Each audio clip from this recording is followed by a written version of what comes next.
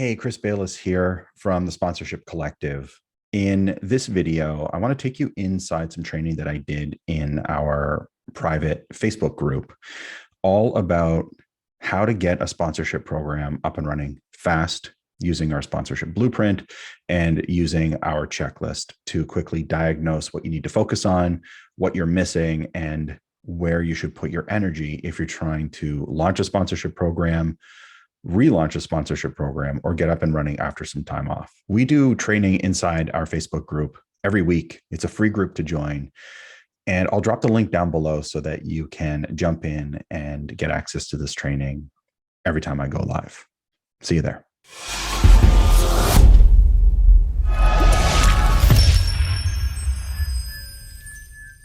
Hey team, Happy New Year. Welcome to 2022. I wanted to focus this training all about your coming back after some time off, all about how to launch or relaunch your sponsorship program. So if you're watching this live, give me a thumbs up. If you're watching this on the replay, drop a comment down below. Just drop the word replay so that I know people are still hanging out watching these videos after I produce them. All right, so let's start really quickly by looking at the sponsorship blueprint here. And I want you to think about it in these terms. When you're launching your sponsorship program or relaunching your sponsorship program, don't think of it in terms of, I have to do everything. The sponsorship checklist is everything. So I don't want you to think in terms of, I have a short period of time. I'm back after a layoff. I'm back after a holiday. I've got to just do everything. You're going to burn yourself out. Instead, I want you to think about a sponsorship program, diagnose where your challenges are. And that's what the blueprint and the checklist are designed to do. And then from there, determine and prioritize what you should focus on. There are some things that you cannot skip. If you skip them, you will simply ruin your sponsorship program. You will get results quickly. The results will be terrible though. So you don't just want to go fast, you want to be effective and fast. So ideally, you're going to follow the sponsorship blueprint exactly. So that's goal number one, to do this in order to do this properly. Now, if you want a copy, I should have said, of the sponsorship blueprint and a copy of the checklist, broken out into the 5 kind of key stages of sponsorship. All you have to do, drop down below the word sponsorship blueprint. So just write sponsorship blueprint in the comments below, and myself or a member of my team will reach out and send you some templates. So think about where you're at in your sponsorship program. Think about where you're struggling and where you're feeling challenges. And also, just FYI, Facebook limits how many things we can send to people. And so this is why it takes a couple of days for us to get it out to you. Believe me, I would send it out to all 1,700 of you as of today's recording, but these limits are placed upon us. So just drop the words sponsorship blueprint down below, and we will fire over the infographic and the templates, all yours. Okay, so what you want to do is really reflect on your opportunity and do a quick self-assessment. Most people think that when they want to move quick, what they want to do when they want to move quickly is just come over here and just e-blast sponsors, send sponsors all of your sales material, and just turn on the pressure. That is a great way, to get yourself on a bunch of spam lists and ignored by sponsors. Don't do that. Instead, what you want to do is come to the blueprint and think about where your sponsorship program is at, right? You've got clarify up here, differentiate, and launch. Before you can launch, you want to stand out from the crowd. Before you can stand out from the crowd, you have to get clear on what you have to offer. So think about where you're at in your sponsorship program. Think about where you're struggling and where you're feeling challenges. You might find that your prospect research is not what it needs to be. Maybe you don't have a pool of enough prospects, which means that you have to really get clear on who your audience is. You can't do you can't identify prospects without audience research. And let's say that you are trying to build a proposal. You can't use gold, silver, bronze. Well, you can if your goal is to have someone throw your sponsorship package in the garbage for you. What you want to do is build leverage. To build leverage, you need to know who your audience is. Building leverage or activations lets you develop a proposal. If people are not responding to you, then I would argue that your gold, silver, bronzing or your audience data is no good. And if you are not able to close sponsorship, then you have to work on your sales chops and valuation. And so you really have to think about and diagnose what your biggest challenges are. And then once you've identified what they are, then you can move to the checklist and start to fix it. So what are some of the key components here to take the blueprint and kind of shrink it down a little? You've got sales. I dropped my iPad in the bathtub. I wasn't in the bathtub. I just happened to be holding it while I was getting something from my bathroom. And I don't use my iPad in the bathroom, in the washroom. And I dropped it into the bathtub and it bent my pencil. And so now my pencil keeps turning on and turning off.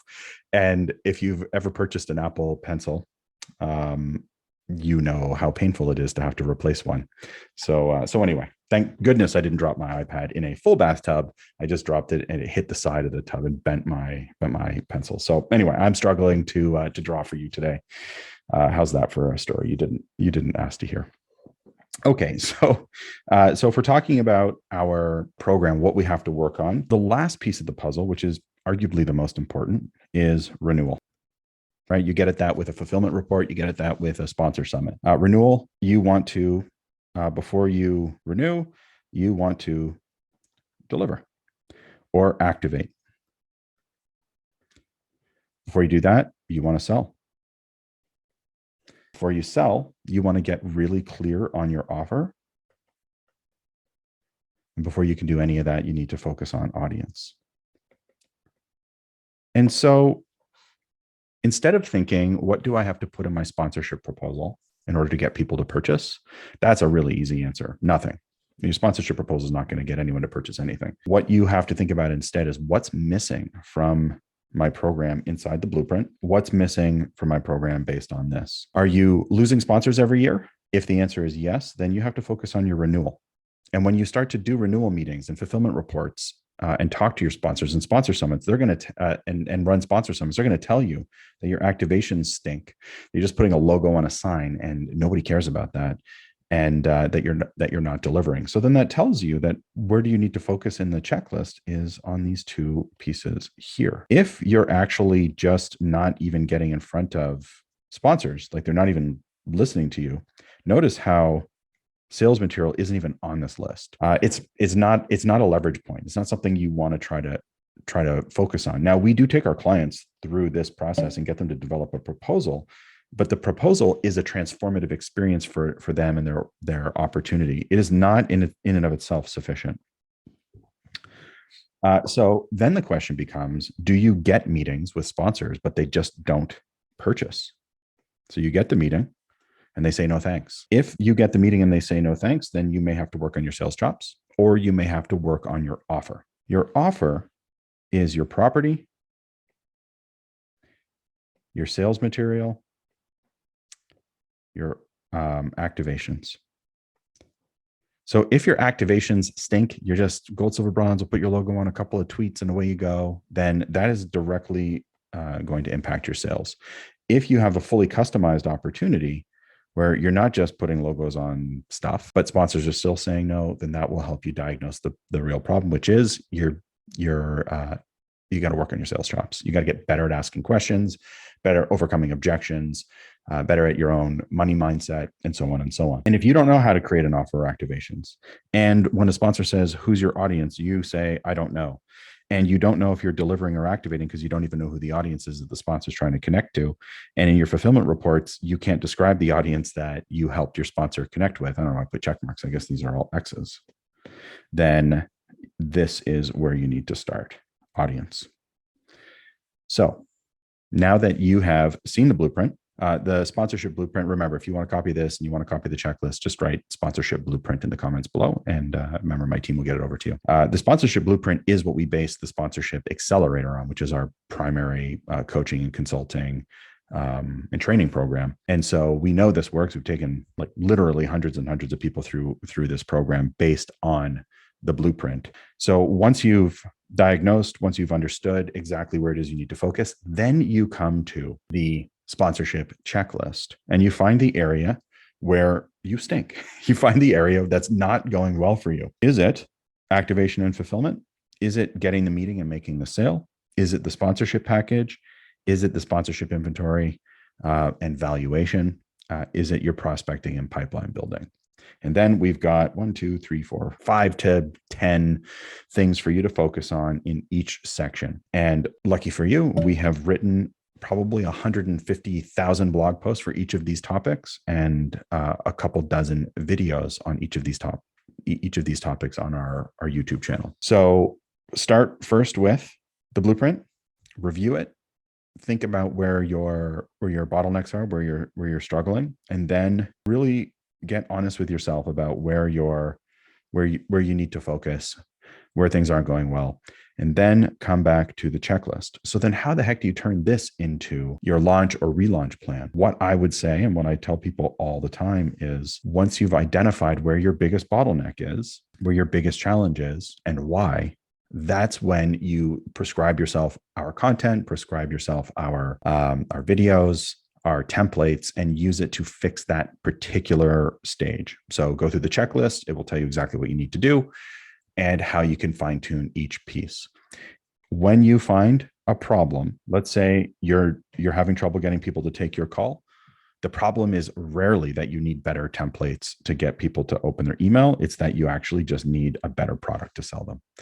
It's not about forcing people to buy what you have to offer. It's about changing what you have to offer to be in line with what people are interested in. Remember, there's no such thing as sponsors. There are companies who need to make money and achieve their marketing goals. And the people who run those companies and are accountable and are responsible for achieving their marketing goals are people. And so you can't force them to open your emails. You can't force them to respond to you. You can't force them to engage with you. All you can do is take your offer and make it so attractive that they can't wait to engage. So if you're interested in the sponsorship blueprint and this fine checklist, just drop the words sponsorship blueprint down below. And remember, my team will fire it over. All right. Good luck out there.